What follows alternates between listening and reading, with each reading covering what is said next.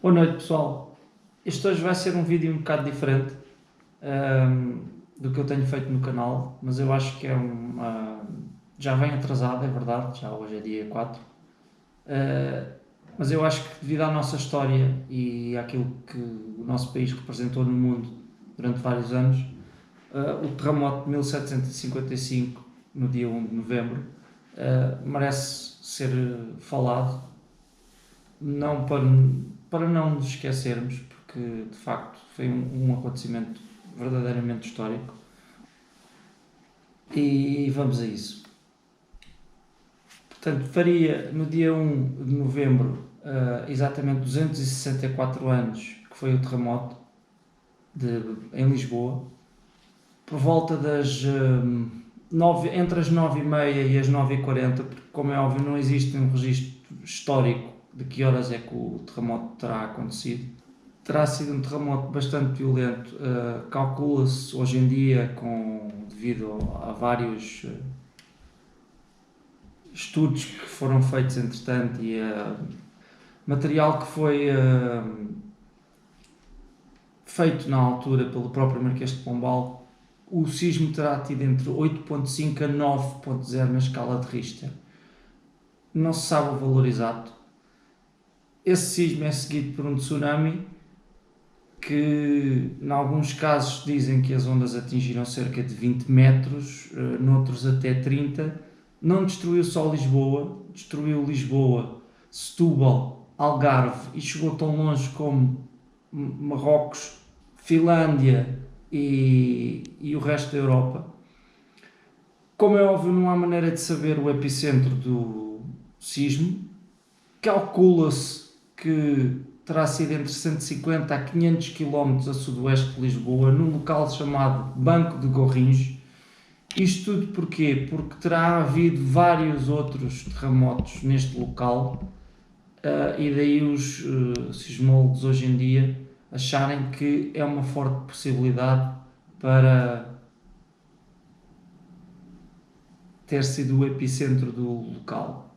Quanto à duração em si do sismo, os relatos também aqui das fontes que eu consegui reunir varia bastante. Estamos a falar de há 260 anos atrás, portanto há relatos que dizem que durou 6 minutos, há outros que dizem que durou 2 horas. Eu creio que as 2 horas será um bocado exagerado, os 6 minutos será mais aproximado. Lisboa, na altura, tinha uma população de cerca de 275 mil habitantes, éramos uma das maiores cidades da Europa e um dos maiores portos do mundo. Estamos a falar numa altura em que Portugal está a dominar basicamente o mundo, éramos uma superpotência. Estima-se que só em Lisboa terão morrido cerca de 90 mil pessoas, 10 mil em Marrocos. 85% das construções da cidade de Lisboa foram literalmente destruídas. Vários palácios famosos, bibliotecas, conventos, igrejas, hospitais. No total, Lisboa terá perdido cerca de 17 mil casas, 35 igrejas e 6 hospitais. O porquê de tanta destruição e de tanta perca de vida? Não foi propriamente o terremoto em si e o tsunami que se seguiu, mas sim os incêndios. Lisboa teve a arder durante 5 dias. Portanto, como podem imaginar, isso causou muita morte, muita destruição. O que aconteceu foi que as pessoas, ao sentirem o terremoto, estamos a falar no dia de Todos os Santos, um dia em que as pessoas estavam todas na missa a esta hora, era uma população que na altura era extremamente católica, como hoje ainda somos, mas muito mais fervorosamente na altura, e portanto, ao sentirem o terremoto, as pessoas saíram para a rua, nomeadamente para a frente do rio. Ao seguir-se um tsunami ao terremoto, há muita gente que acaba por falecer vítima do tsunami. A seguir a isto tudo, a água do tsunami não consegue apagar os incêndios e Lisboa fica de facto em chamas durante 5 dias. Alguns dos edifícios que se terão perdido terá sido o Teatro da Ópera, o Palácio do Duque de Cadaval, o Palácio Real e o Arquivo da Torre do Tombo, mas que os documentos ainda terão sido alguns salvos. Foi também destruída totalmente pelo incêndio a recém-construída Casa da Ópera, que tinha aberto apenas há 6 meses, e algumas das maiores igrejas de Lisboa. Eu vou citar só algumas: a Catedral de Santa Maria, as Basílicas de São Paulo, Santa Catarina e São Vicente de Fora e a da Misericórdia. Ainda hoje se podem visitar as ruínas do Carmo, onde se perdeu o túmulo de Dom Nuno Alves Pereira, que estava no dito convento.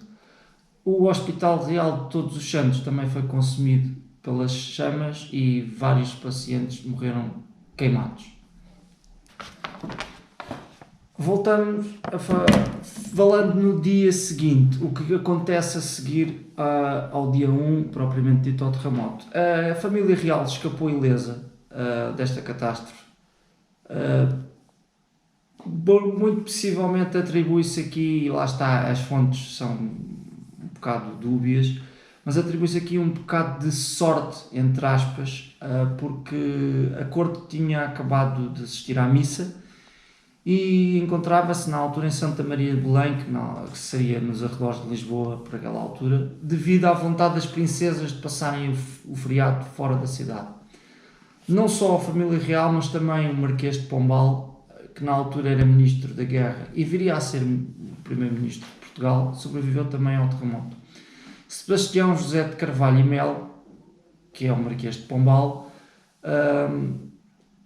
ao ver esta tão grave catástrofe que destruiu Lisboa, revela as suas capacidades de desfia e organização e toma a seu cargo a restituição da ordem, distribuir comida por quem precisava e reconstruir a cidade. Existe uma fase muito célebre, como é óbvio não se sabe ao certo se foi dita ou não pelo Marquês de Pombal, mas que ficou para a história como alguém lhe perguntou: e agora? Ao qual ele responde: agora enterram-se os mortos e cuidam-se dos vivos. Como eu já disse anteriormente, ele impediu que a população fugisse ao distribuir alimentos, providenciar socorro, começou imediatamente a pensar na reconstrução, conseguiu fazer equipas de bombeiros para apagarem os incêndios, recolher os vários cadáveres para evitar epidemias. Passado isto, o rei e o Marquês de Pombal contrataram uma série de arquitetos e engenheiros que, um ano depois do terremoto, a reconstrução de Lisboa já se encontrava bastante adiantada. O rei queria uma cidade que fosse nova, ordenada, com praças grandes e avenidas largas e retilíneas, como aliás já se fazia em grande parte da Europa. Na altura, muita gente, e isto sim está historicamente comprovado, o Marquês de Pombal foi questionado: porquê ruas tão largas e porquê praças tão grandes? Ao que ele próprio respondeu: um dia ainda hão de as achar estreitas. E a verdade é que nós hoje em dia passamos na Baixa e de facto as ruas que têm pelo menos 2 faixas, 3 na Avenida da Liberdade ou na Avenida da República, para cada lado, e achamos que aquilo é estreito. No dia 4 de dezembro de 1755, um pouco do mês depois do terremoto, Manuel da Maia, que era o engenheiro-chefe do reino, apresentou os planos para a reconstrução de Lisboa. Foram apresentados vários, eu não vou dizer o número exato porque eu não consegui descobrir um número exato. Há quem diga que foram 4, há quem diga que foram 5, que foram 6, portanto sei que foi mais do que um. Este foi o escolhido, que seria, na altura foi considerado extremamente arrojado porque se passaria por arrasar de completo a Baixa de Lisboa, reconstruir tudo, com estas novas regras de que as casas teriam que ter um certo tamanho, teriam que ter um certo espaçadas entre si, para que não voltasse a acontecer um acidente tão grande. A planta escolhida foi feita pelo engenheiro Eugênio dos Santos com a ajuda do engenheiro Carlos Mardel. A Baixa Pombalina, como nós a conhecemos hoje em dia, teve dos primeiros edifícios na Europa a serem construídos com uma estrutura antissísmica, que se acabou por ficar conhecida como a gaiola Pombalina. Eu não sei se de facto foi o Marquês de Pombal que teve esta ideia, se foi algum dos engenheiros, não consegui descobrir essa informação. Se calhar alguém que perceba mais de história me saberá dizer se é verdade ou não. A verdade é que as casas foram construídas de facto com uma estrutura em madeira para que não se destruíssem tão facilmente.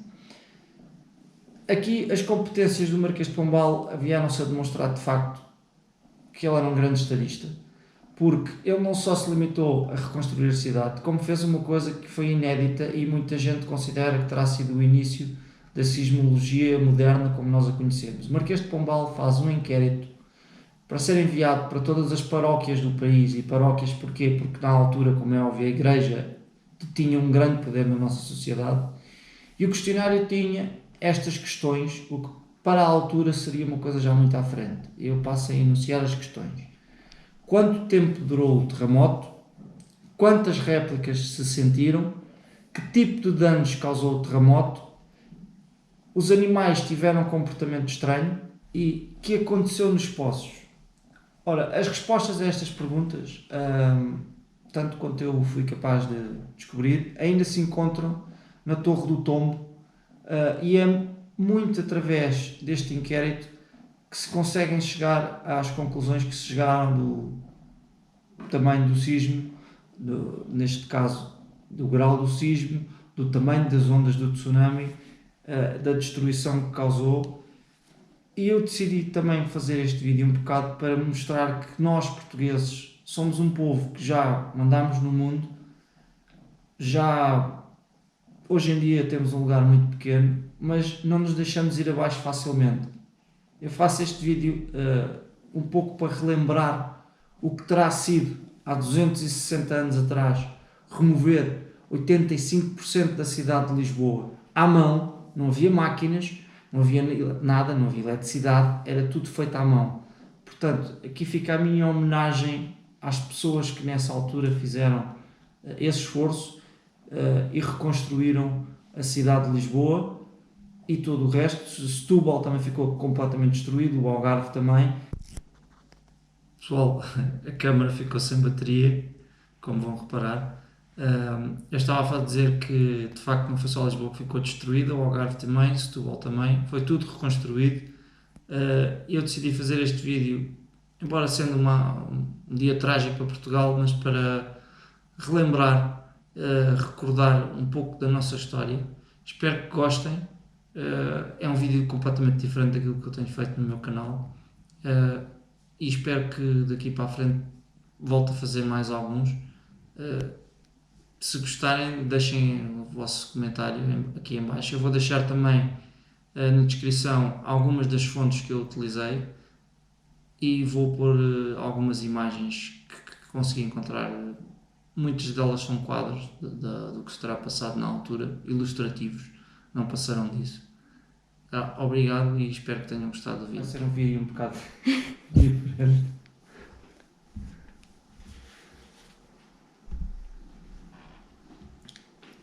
Portanto, espero que gostem. Terá sido um terremoto bastante violento.